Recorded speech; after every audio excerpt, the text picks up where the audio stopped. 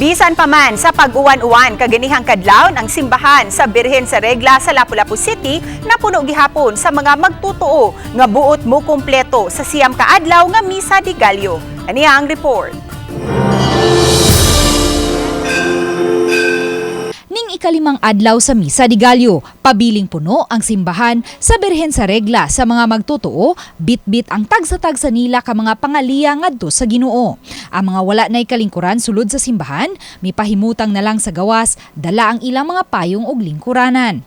Gikalipay ni Jobilin Lanyosa nga balik sa normal na ang pagsaulog sa Misa de Gallo, ilabi na kay madaan na niya ang iyang mga anak karon nga wala nay mga restrictions. Habit na mo ba nga kada Pasko mag Misa de Gallo jud mi.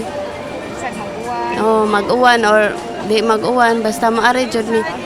Magkuan jud mi sakripisyo jud mi. Sa homily ni Reverend Lloyd Mendoza, iyang gihimugatan ang pagsalig sa plano sa Ginoo sa matag usa ka nato sama kang Birhen Maria. Basta mag-uot tayo sa Diyos.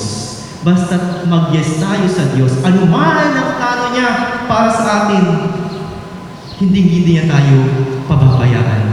Katulad ng hindi niya pagbiyak o hindi niya pag-abandona sa ating mahal na Birhen Maria. Suka Disyembre 16, adunay duha ka schedule sa Misa de Gallo sa simbahan sa Birhen sa Regla. Ang unang misa sa alas 3 sa kadlawon ug ang ikaduha sa alas 4:30. Uban ni Marlon Melgazo, Luan Merondina, Balitang Bisdak.